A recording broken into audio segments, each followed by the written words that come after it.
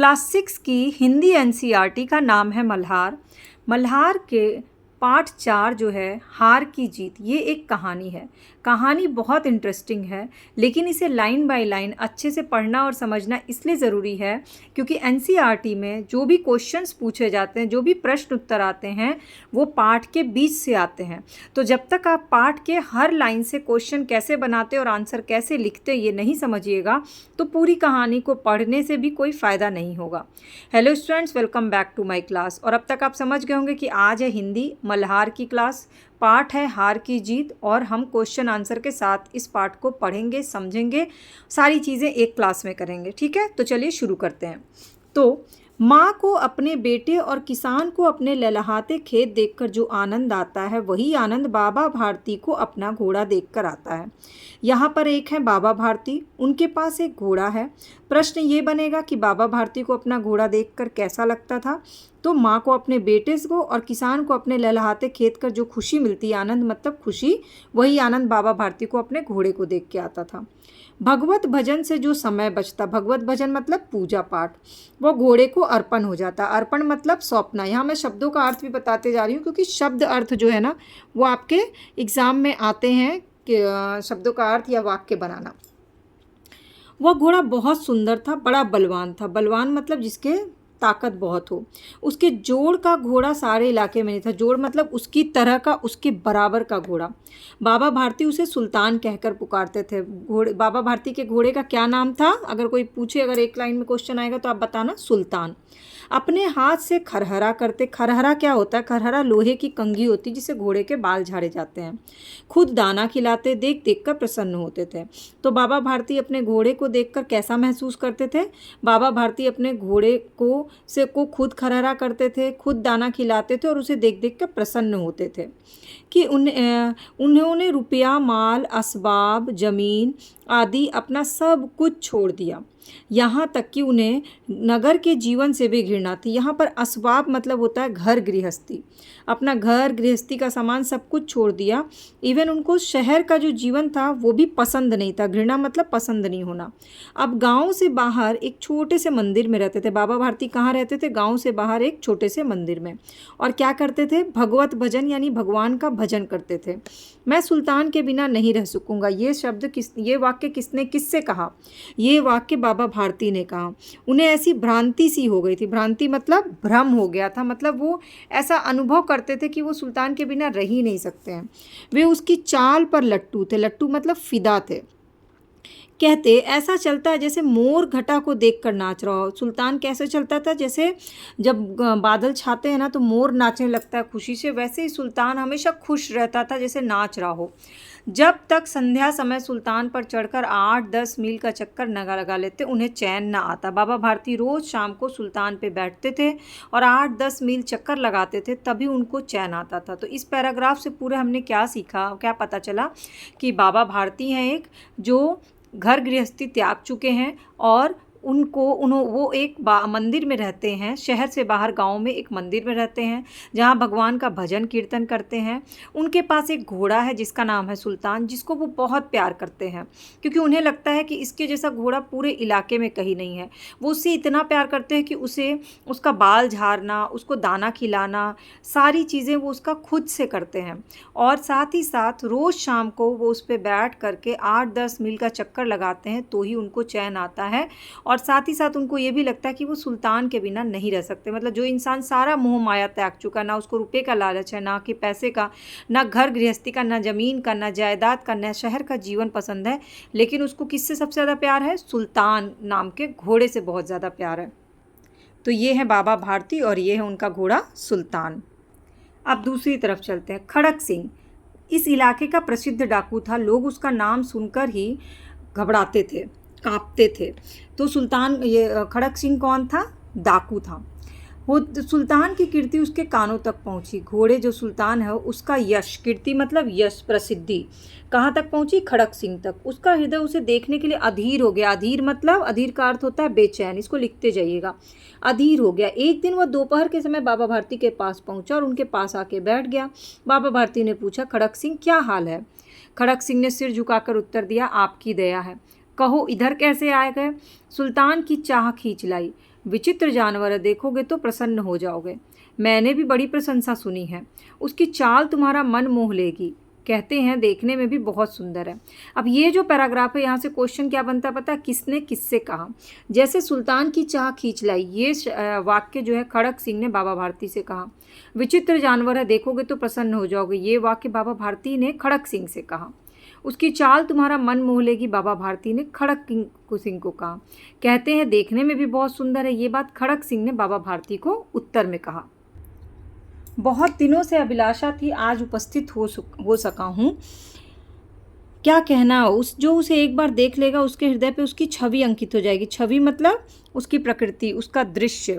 बहुत दिनों से अभिलाषा थी, अभिलाषा का मतलब होता है इच्छा। आज उपस्थित हो सका हूँ, उपस्थित मतलब हाजिर होना। बाबा भारती और खड़क सिंह दोनों अस्तबल, अस्तबल क्या होता है, जहाँ घोड़े रहते हैं।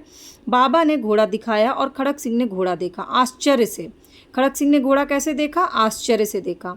उसने सैकड़ों घोड़े देखे, परंतु ऐसा घोड़ा उसकी आंखों से कभी गुजरा ही नहीं था। सोचने लगा, भाग्य की बात है, ऐसा घोड़ा खड़क सिंह के पास होना चाहिए था। इस साधु को ऐसी चीज़ों से क्या लाभ। ये बात किसने सोची, खड़क सिंह ने सोची। कुछ देर आश्चर्य से चुपचाप खड़ा रहा। इसके बाद उसके हृदय में हलचल होने लगी, हृदय मतलब दिल में हलचल होने लगी कि अधीरता से बोला, अधीरता मतलब बेचैनी से बोला, परंतु बाबा जी इसकी चाल ना देखी तो क्या देखा। उसने बाबा जी से पूछा कि हमने तो इसकी चाल देखी ही नहीं। बाबा भारती भी मनुष्य ही थे, अपनी चीज़ की प्रशंसा किसी और के मुंह से सुनने से उनका हृदय अधीर हो गया। बाबा भारती को बड़ा अच्छा फील हुआ कि जितना सुल्तान को वो मानते हैं उतना ही कोई और भी उसके घोड़े की प्रशंसा कर रहा है। घोड़े को खोलकर बाहर लाए और उसके पीछे हाथ फेरने लगे। एकाएक उचक कर सवार हो गए। घोड़ा हवा से बातें करने लगा, मतलब हवा से बातें करना, बहुत तेज दौड़ना। उसकी चाल को देख कर खड़क सिंह के हृदय पे सांप लौट गया। यहाँ पे दो मुहावरे यूज़ किए गए। हृदय पे सांप लौटना मतलब जलन होना, और हवा से बातें करना मतलब बहुत तेज रफ्तार होना। वह डाकू था और जो उसे पसंद आ जाए उस पर अपना अधिकार समझता था। उसके पास बाहुबल था, बाहु मतलब भुजाओं, भुजाएं उसकी क्या थी, ताकतवर थी। तो ये जो पन्ना है इसमें हमने देखा कि उसी इलाके में एक डाकू रहता था जिसका नाम था खड़क सिंह। खड़क सिंह को पता चला कि यहाँ पर एक बहुत ही अच्छा घोड़ा जिसका नाम है सुल्तान, वो उसको देखने के लिए बाबा भारती के पास पहुंचा, उनसे बातें की, और घोड़े को देखते ही उसको आश्चर्य भी हुआ कि इतना बढ़िया घोड़ा, ये तो हमारे जैसे डाकू के पास होना चाहिए, साधु के पास क्या कर रहा है। उसने घोड़े की खूब तारीफ़ की। तारीफ़ सुनते ही बाबा भारती खुद ही घोड़े को खोल करके बाहर ले आए और उस पर बैठ करके घोड़े की चाल, उसको सुल्तान को की चाल जो है वो खड़क सिंह को दिखाई। उसके बाद खड़क सिंह को क्या फील हुआ, जाते जाते उसने कहा, बाबा जी मैं घोड़ा आपके पास ना रहने दूंगा। बाबा भारती डर गए। अब उन्हें रात को नींद ना आती, सारी रात अस्तबल की रखवाली में कटने लगी। प्रति क्षण यानी प्रत्येक पल खड़क सिंह का भय लगा रहता, परंतु कई मास बीत गए और वो नहीं आया। यहाँ तक कि बाबा भारती कुछ असावधान हो गए और इस भय को स्वप्न के भय की भांति मिथ्या समझने लगे। शुरू में तो वो बहुत अलर्ट रहते थे, बाद में जब कुछ महीनों तक बाबा भारती के पास वो नहीं आया खड़क सिंह, तो उनको लगा कि शायद उनको भ्रम हो गया था, ये झूठा सपना था और ऐसा कुछ भी नहीं होगा कि खड़क सिंह आएगा और मेरे सुल्तान को ले जाएगा। संध्या का समय था। बाबा भारती सुल्तान की पीठ पे सवार होकर घूमने जा रहे थे। इस समय उनकी आंखों में चमक थी, मुख पर प्रसन्नता थी। ऑब्वियसली जब वो सुल्तान के पर बैठते तो बड़े खुश रहते थे। कभी घोड़े के शरीर को देखते, कभी उसके रंग को, कभी उसके मुंह को देखते और फिर मन में खूब फूले समाते थे। सहसा यानी सहसा का मतलब होता अचानक से, एक ओर से आवाज आई, ओ बाबा इस कंगले की सुनते जा। अब देखो ये जो है वो कंगला है और ये बाबा जी को आवाज लगा रहा है। आवाज में करुणा थी, करुणा मतलब दया थी। बाबा ने घोड़े को रोक लिया और देखा कि एक अपाहिज पेड़ की छाया में पड़ा कराह रहा है। बोले, क्यों, तुम्हें क्या कष्ट है? कष्ट मतलब दुख। अपाहिज ने हाथ जोड़ के कहा, बाबा मैं दुखियारा हूँ, मुझ पर दया करो, और वहाँ से मेरा घर वहाँ से 3 मील दूर है, मुझे वहाँ जाना है, घोड़े पे चढ़ा लो, परमात्मा भला करेगा। वहाँ तुम्हारा कौन है? दुर्गा दत्त वैद्य नाम आपने सुना होगा, मैं उनका सौतेला भाई हूँ। किस वैद्य का नाम बताया उसने? दुर्गा दत्त वैद्य का। बाबा भारती ने घोड़े से उतर के अपाहिज को घोड़े पे सवार किया और स्वयं लगाम पकड़ के धीरे धीरे चलने लगे। सहसा उन्हें एक झटका लगा और हाथ से लगाम छूट गई। उनको आश्चर्य का ठिकाना रहा जब उन्होंने देखा कि अपाहिज जो है वो घोड़े की पीठ पे तन के बैठ गया और घोड़े को दौड़ाए लिए जा रहा था। उनके मुंह से भय और निराशा से मिली हुई चीख निकल गई।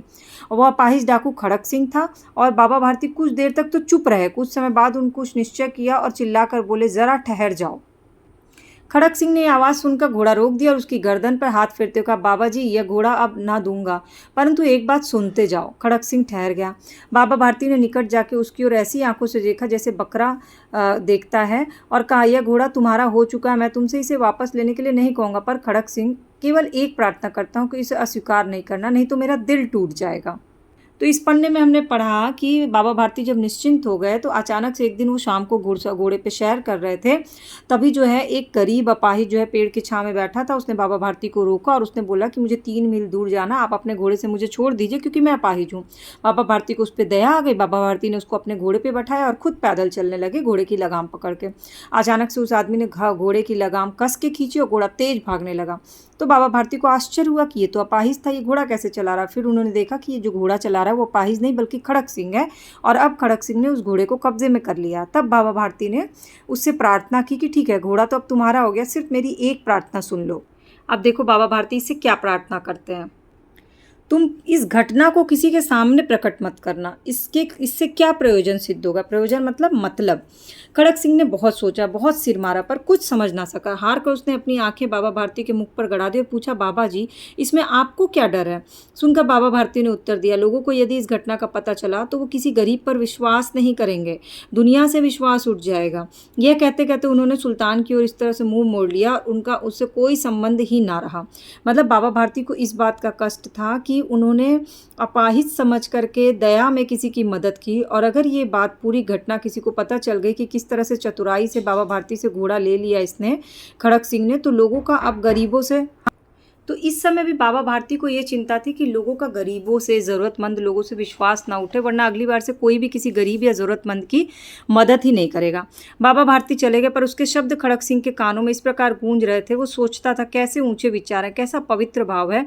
उन्हें इस घोड़े से प्रेम था। इसे देखकर उसका मुख फूल की नाई खिल गया था। कहते थे इसके बिना वो जी नहीं सकेंगे। इसकी रखवाली में वो कितनी रातें सोए नहीं, भजन भक्ति करके रखवाली भी करते थे, पर आज उनके मुख पे दुख की रेखा तक नहीं दिखाई दी जब मैंने उनका घोड़ा ले लिया। और उन्हें केवल ये सवाल था कि कहीं लोग गरीबों पे विश्वास करना ना छोड़ दें।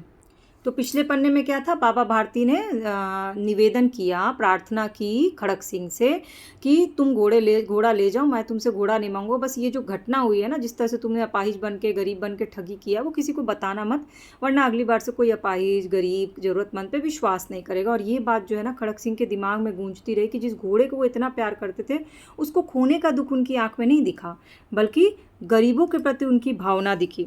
रात के अंधेरे में खड़क सिंह बाबा भारती के मंदिर में पहुंचा। चारों ओर सन्नाटा था, आकाश में तारे टिमटिमा रहे थे, थोड़ी दूर पे गांव के कुत्ते भौंक रहे थे। मंदिर में कोई शब्द सुनाई नहीं देता था। खड़क सिंह सुल्तान के बाग पकड़े हुआ था और धीरे धीरे अस्तबल के फाटक पे पहुंचा। फाटक मतलब दरवाजा। किसी समय वहां बाबा भारती स्वयं लाठी लेके पहरा देते थे, पर आज उन्हें किसी चोरी, किसी डाके का कोई भय ही नहीं था। खड़क सिंह ने आगे बढ़कर सुल्तान को उसके स्थान पर बांध दिया और बाहर निकल गया और सावधानी से फाटक बंद कर दिया। इस समय उसकी आंखों में पश्चाताप के आंसू थे। पश्चाताप मतलब अफसोस, दुख। रात्रि का तीसरा पहर बीत चुका था, चौथा पहर आरंभ होने वाला था। बाबा भारती अपनी कुटिया से बाहर निकल ठंडे जल से स्नान कर रहे थे। स्नान करना मतलब नहाना। इसके पश्चात जैसे कोई स्वप्न में चल रहा हो, उनके पांव अस्तबल की ओर बढ़ गए, पर वहां पहुंचकर उन्हें अपनी भूल प्रतीत हुई। साथ ही घोर निराशा ने पांव को वहीं पर भारी बना दिया और वहीं रुक गए। घोड़े ने अपने स्वामी के पांवों की आवाज़ पहचान ली और जोर से हिनहिनाया। अब बाबा भारती को आश्चर्य और प्रसन्नता हुई। दौड़ते हुए अंदर घुसे और अपने घोड़े को गले से लिपट के रोने लगे। कोई पिता बहुत दिन से बिछड़े पुत्र से मिल रहा हो, इस तरह से वो रो रहे थे। बार बार उसकी पीठ को हाथ फेरते, बार बार उसके मुंह पे थपकी देते और कहते, अब कोई गरीबों की सहायता से मुंह नहीं मोड़ेगा। मतलब उनको समझ में आ गया कि खड़क सिंह जो है इसे यहाँ छोड़ के गया। थोड़ी देर बाद जब वो अस्तबल से बाहर निकले तो उनकी आंखों से आंसू आ रहे थे। ये आंसू उसी भूमि पर ठीक उसी जगह गिरे जहां बाहर निकलने के लिए खड़क सिंह खड़ा होकर रोया था। दोनों के आंसू उस भूमि की मिट्टी पे जाकर एक हो गए। तो ये जो कहानी है ना, इसमें आपने देखा कि बाबा भारती ने एक सिंपल सी लाइन बोली, उससे एक डाकू का कैसे हृदय परिवर्तन हो गया। तो इस कहानी के जो लेखक हैं वो हिंदी कहानियाँ लिखते हैं, उनका नाम है सुदर्शन, जिनका असली नाम था बद्रीनाथ भट्ट। और पहली कहानी तब लिखी थी जब वो अपनी 6ठी कक्षा में पढ़ते। सोचिए आप ही लोग के बराबर थे और तब उन्होंने कहानी लिख दी थी। सुदर्शन ने कहानियों के अलावा कविता, लेख, नाटक, उपन्यास लिखे और यहाँ तक कि कई फिल्मों की कहानियाँ और गीत भी लिखे हैं। तो इस कहानी के कहानीकार कौन है? सुदर्शन, जिनका वास्तविक नाम क्या था? बद्रीनाथ भट्ट। तो पहला क्वेश्चन है, सुल्तान के छीने जाने का बाबा भारती पे क्या प्रभाव हुआ? तो बाबा भारती के मन से अब किसी भी चोरी का डर खत्म हो गया। बाबा भारती भी मनुष्य थे, इस कथन से समर्थन में लेखक ने कौन सी लाइन कही है? बाबा भारती भी मनुष्य थे, इस कथन के समर्थन में लेखक ने कौन सा वाक्य बोला है? तो बाबा भारती घोड़े की प्रशंसा दूसरों से सुनने के लिए व्याकुल थे, ये मनुष्य की निशानी होती है। कहानी से चुनकर कुछ मुहावरे नीचे दिए गए हैं, उसे लिखे। लट्टू होना मतलब खुश हो जाना, हृदय पे सांप लौटना मतलब जलन होना, फूले ना समाना मतलब बहुत खुश होना, मुंह मोड़ लेना मतलब किसी के तरफ से ध्यान नहीं देना, मुख खिल जाना मतलब बहुत खुश होना, न्यौछावर कर देना मतलब सब कुछ अर्पण कर देना। इसके अलावा सिर झुकाना और ये सारी चीज़ें जो मैंने आपको कुछ मुहावरे बताए ना, वो भी नोट डाउन कर लीजिएगा। फिर अगला क्वेश्चन है इसमें कि इस कहानी का नाम हार की जीत सुदर्शन ने क्यों रखा? तो आपने कहानी जब पढ़ी तो आपने देखा कि बाबा भारती जो है वो हार गए, मतलब उनका घोड़ा चोरी हो गया इतना जतन करने के बावजूद। लेकिन उसके बाद भी खड़क सिंह उनको घोड़ा वापस कर गया, क्योंकि खड़क सिंह की को बाबा भारती की वो बात जो है ना कि गरीब अगली बार से कोई गरीबों पे भरोसा नहीं करेगा, ये बात दिल को छू गई और इसके कारण बाबा भारती जो है वो हार के भी जीत गए। अब कहानी में कुछ वाक्य दिए गए, इनको पढ़ना, इस पे अर्थ समझ के आपको अपनी बात लिखनी है। जैसे भगवत भजन से जो समय बचता वो घोड़े को अर्पण हो जाता। बाबा भारती जो एक साधु थे और वो मंदिर में पूजा पाठ करते थे। पूजा पाठ करने के बाद जो भी समय बचता था वो समय वो अपने घोड़े सुल्तान को सौंप देते थे उसका ख्याल रखने में। बाबा ने घोड़ा दिखाया घमंड से, खड़क सिंह ने घोड़ा देखा आश्चर्य से। तो बाबा भारती भले ही साधु थे लेकिन उनके अंदर मनुष्य रूपी भावनाएं थी कि जब कोई आपकी चीज़ की तारीफ करता है तो बहुत अच्छा लगता है और घमंड होता है। और खड़क सिंह ने घोड़े को आश्चर्य से देखा क्योंकि उसे ये लगा कि इतना अच्छा घोड़ा जो है वो किसी डाकू के पास होना चाहिए, ना कि किसी साधु के पास होना चाहिए। वह डाकू था और वह जो वस्तु उसे पसंद आ जाए उसे अपना अधिकार समझता था। डाकू जो होते हैं वो बलवान होते हैं, उनके बाहू में बल होता है और इसीलिए डाकू के बारे में ऐसा कहा जाता है कि वो अपने बल से किसी भी पसंद आई चीज़ को अपना बना लेते हैं। इसीलिए जब डाकू खड़क सिंह ने सुल्तान को देखा तो उसको आश्चर्य हुआ कि वो अगर उसे पसंद आ गया है तो ये घोड़ा तो अब उसी का अधिकार में आ जाएगा। बाबा भारती ने निकट जाकर उसकी ओर ऐसी आंखों से देखा जैसे बकरा जो है बकरा कसाई की ओर देखता और कहा, यह घोड़ा तुम्हारा हो चुका है। जब खड़क सिंह घोड़े पर सवार होकर जाने लगा तब बाबा भारती ने उसको देखा, उसी तरह से देख रहे थे जैसे कि अब उनके हाथ से तो घोड़ा निकल गया है और उन्हें खुद ये स्वीकार कर लिया कि ठीक है अब घोड़ा तुम्हारा हो चुका है। बस ये कहानी जो है ना, ये जो घटना है किसी और को मत बताना, नहीं तो इससे लोगों का गरीबों पर से विश्वास उठ जाएगा। दोनों के आंसुओं का उस भूमि की मिट्टी पे परस्पर मेल हो गया। यहाँ प्रश्न है कि किस किस के आंसुओं का मेल हो गया? तो बाबा भारती और डाकू खड़क सिंह के आंसुओं का मेल हो गया। दोनों के आंसुओं में क्या अंतर था? दोनों के आंसुओं में अंतर था कि बाबा भारती के जो है ना उनके खुशी के आंसू थे सुल्तान को वापस पाके, और डाकू खड़क सिंह के आंसू जो थे वो पश्चाताप के आंसू थे। यही अंतर था दोनों के आंसू में।